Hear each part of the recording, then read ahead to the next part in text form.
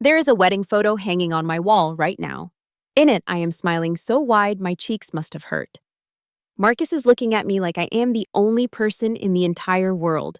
8 years of marriage, 8 years of building something beautiful together. And I destroyed it all with my own 2 hands. Can you fix something that has shattered into a million pieces? I honestly do not know. But I am trying. Before we begin, let me know where you are watching from today. Hit that like button and subscribe if you have not already. Now let me take you back to where it all began to fall apart. I met Marcus at an art gallery opening in downtown Chicago. I was 24 years old, fresh out of graduate school, trying to look sophisticated while secretly having no idea what any of the abstract paintings meant. He was standing in front of this enormous canvas, covered in blue and gold swirls, and I noticed him because he looked just as confused as I felt. We made eye contact and he smiled this shy, crooked smile that made my heart do something strange. We started talking, and 3 hours later, we were still standing in that gallery long after everyone else had left. The security guard had to politely ask us to leave. Marcus was a software engineer, quiet and thoughtful in a way that balanced out my loud, impulsive energy. He remembered everything. The first coffee shop we went to. The exact dress I wore on our third date. The song that was playing when I told him I loved him for the first time. We dated for 3 years before he proposed. Nothing fancy. Just the two of us on his tiny apartment balcony, cheap wine in plastic cups, the city lights twinkling below. He got down on one knee and his hands were shaking so badly he almost dropped the ring. I said yes before he even finished asking the question. Our wedding was small, just family and close friends in his parents' backyard in Ohio. My mother cried. His father gave a toast about finding your person and never letting go. We bought a little apartment in the suburbs, nothing special, but it was ours. Every Sunday we would cook dinner together, pasta from scratch, his grandmother's recipe. We took random road trips with no destination in mind, just driving until we found somewhere interesting to stop. And every single morning, Marcus would leave a little note on the bathroom mirror for me to find. Things like, "You are beautiful," or, "Oh, have a great day, I love you," or sometimes just a smiley face. Our friends used to joke that we were couple goals. They would roll their eyes at how in sync we were, how we finished each other's sentences, how Marcus would always know exactly what I needed before I even asked. I thought we were untouchable. I thought what we had was permanent. But somewhere around year 5, something shifted inside me. I cannot pinpoint the exact moment, but the excitement started to fade. Our life became predictable. Wake up, go to work, come home, eat dinner, watch television, go to sleep. Repeat. Marcus was working longer hours at his company, coming home exhausted, barely having energy for conversation. I had been promoted to manager at the marketing firm where I worked, and the stress was eating me alive. Our Sunday cooking sessions became less frequent. The road trips stopped entirely. Even the notes on the bathroom mirror became sporadic, then rare, then almost non-existent. I told myself this was normal. This is what happens to every marriage eventually. The honeymoon phase ends and real life takes over. But late at night, lying next to Marcus while he slept, I would stare at the ceiling and wonder, is this all there is? Is this what the rest of my life looks like? The same routine, the same conversations, the same everything until we are old and gray. That is when Kristen came into the picture. She was a new hire at my company, 32 years old, recently divorced, and unapologetically living her best life. She was everything I was not. Bold, adventurous, free. She talked openly about her dating life, the different men she was seeing, the experiences she was having. One day over lunch, she started telling me about open relationships, how she knew several married couples who had opened up their marriages and claimed it saved them, how monogamy was an outdated concept that put unrealistic expectations on people, how the happiest couples she knew were the ones who allowed each other freedom to explore. I remember feeling shocked at first. The idea seemed so foreign, so against everything I had been taught about marriage and commitment. But Kristen was persuasive. She made it sound so logical, so modern, so evolved.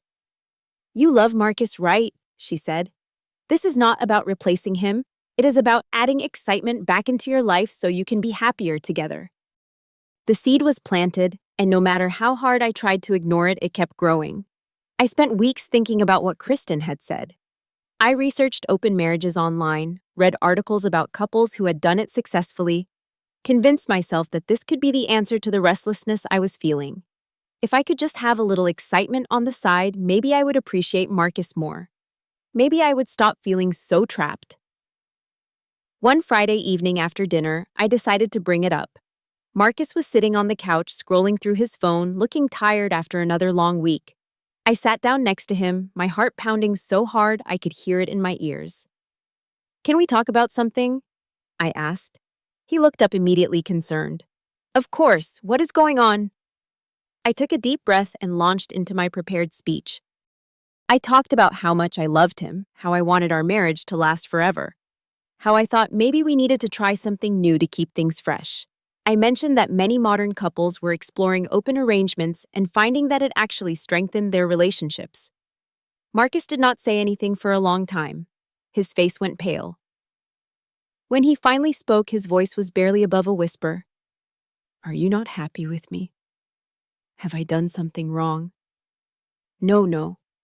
I rushed to reassure him. "This is not about you. This is about us exploring and growing together. It might actually bring us closer."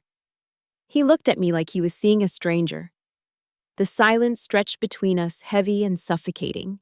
For the next several weeks, I brought it up again and again. I sent him articles. I presented it as something we would do together, something that would benefit both of us.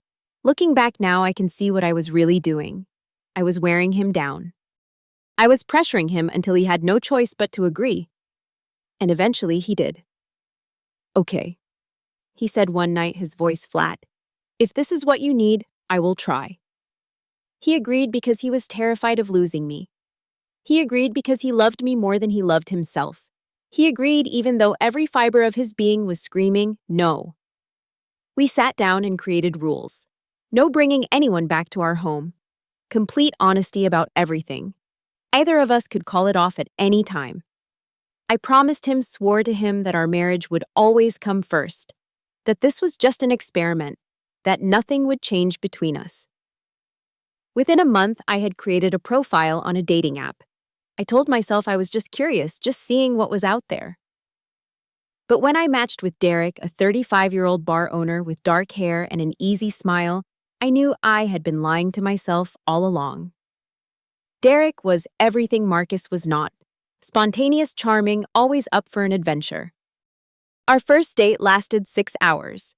He took me to a jazz club I had never heard of, then to a rooftop bar with a view of the entire city. He made me feel alive in a way I had not felt in years. I started seeing Derek regularly.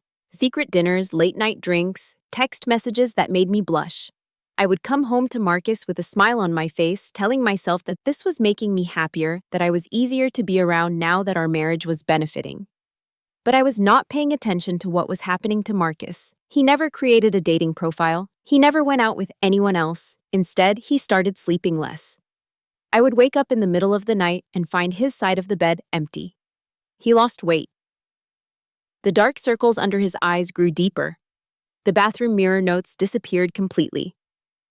When he tried to ask me about my experiences, about how I was feeling, I brushed him off. I was too busy, too distracted, too caught up in the excitement of my new secret life. I told myself he just needed time to adjust, that eventually he would come around. I was so blind, so incredibly, stupidly blind. 3 months into our arrangement, I made the decision that would destroy everything. Derek wanted to see my place. I had told him about the apartment, about the view from the living room window, about the kitchen where I used to cook with my husband. He was curious. And Marcus was supposed to be away on a business trip until Sunday. I told myself it was just bending the rule, not breaking it. Marcus would never know. It would be fine. I brought Derek home on a Friday night. We were sitting on the couch, the same couch Marcus and I had picked out together from a little furniture store on our first anniversary, when I heard the key in the lock. Everything that happened next felt like slow motion. The door opening.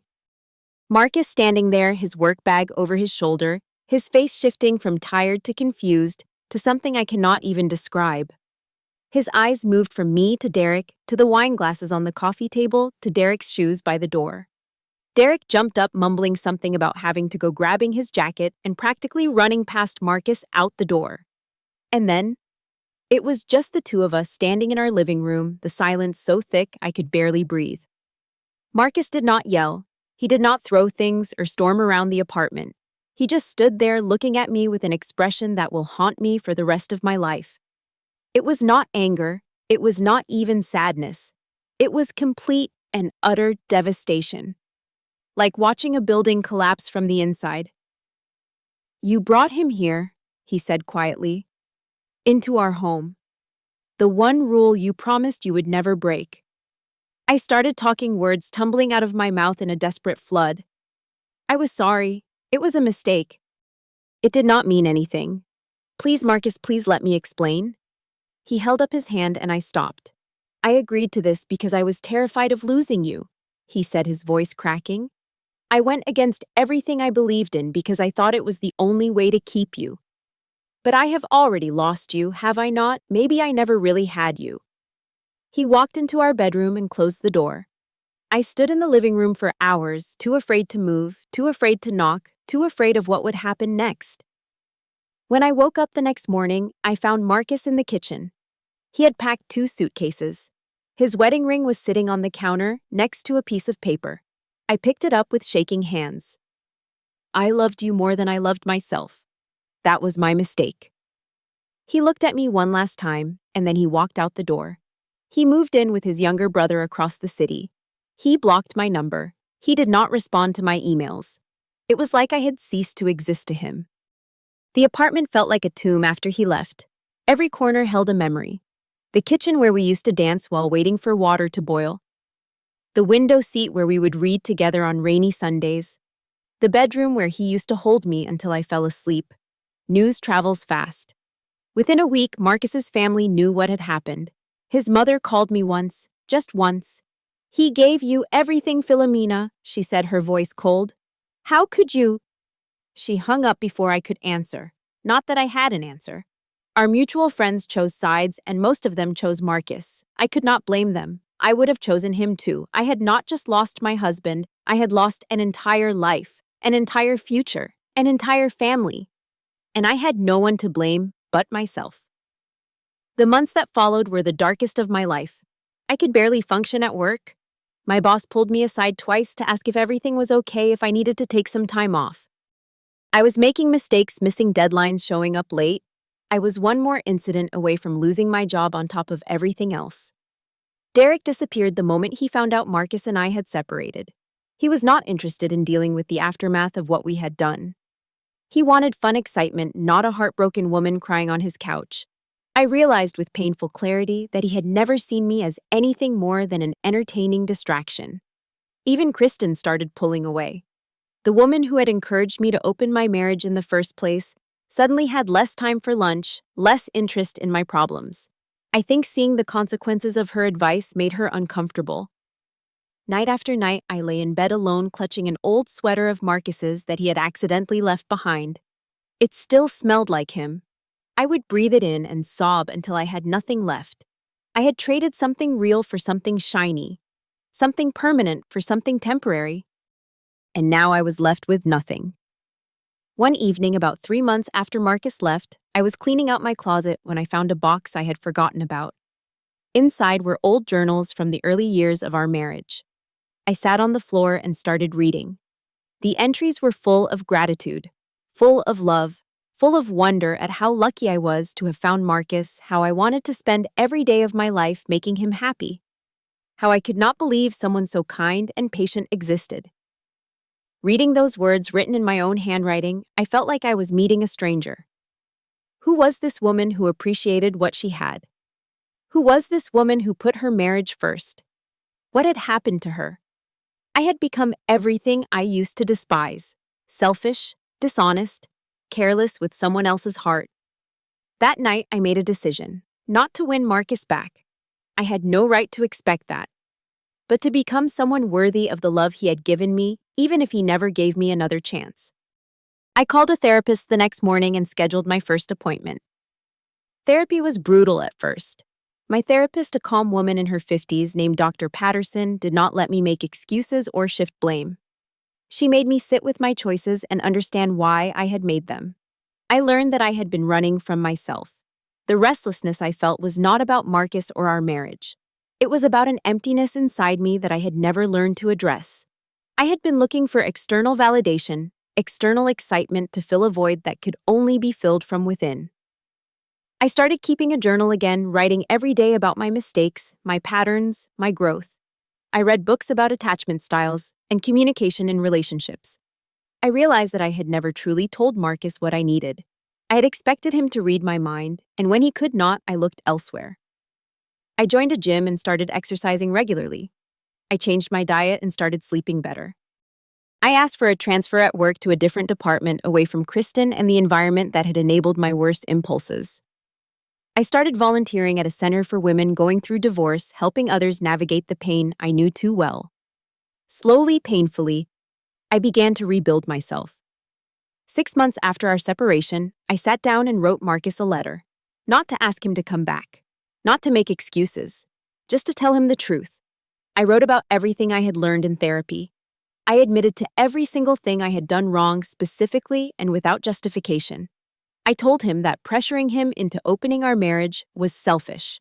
That breaking our one rule was a betrayal he did not deserve. That I had taken his love for granted in ways that kept me awake at night. I thanked him for 8 years of the best love I had ever known. I told him that whether or not he ever forgave me, I would spend the rest of my life trying to become someone worthy of the memory of what we had. I mailed the letter to his brother's address and tried not to hope for a response. 2 months passed. Nothing.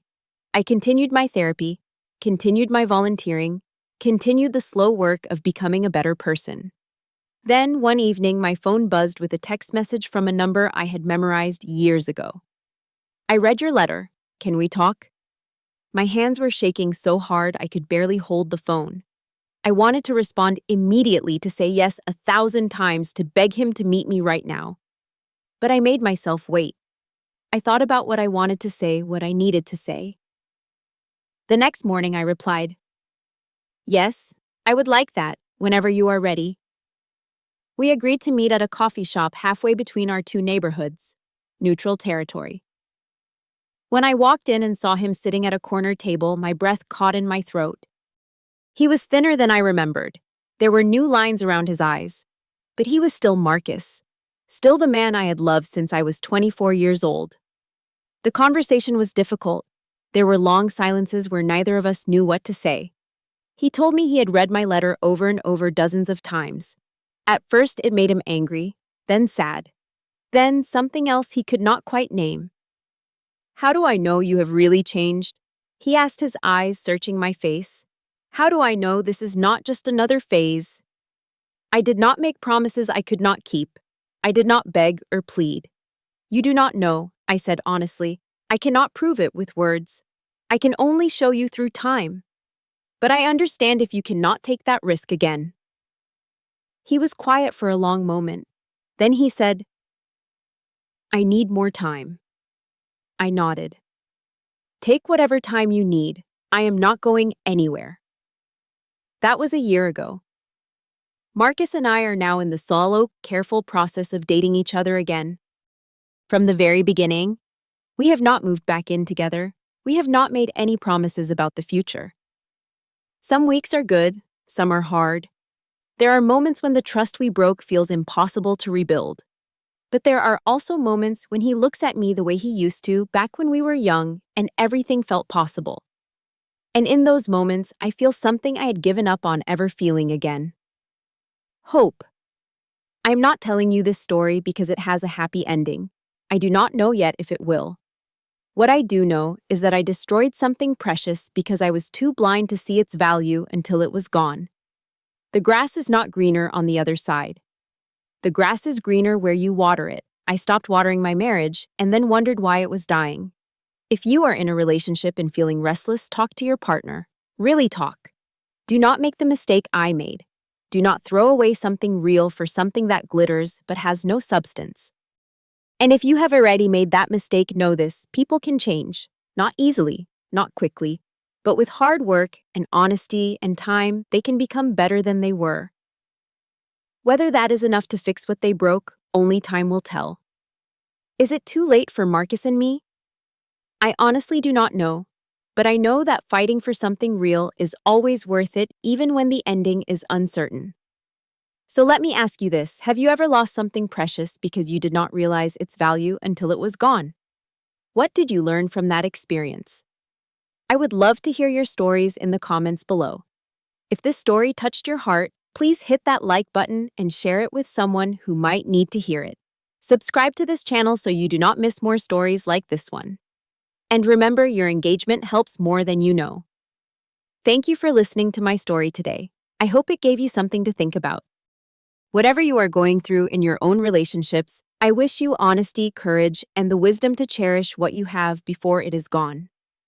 Take care of yourselves and take care of the people you love.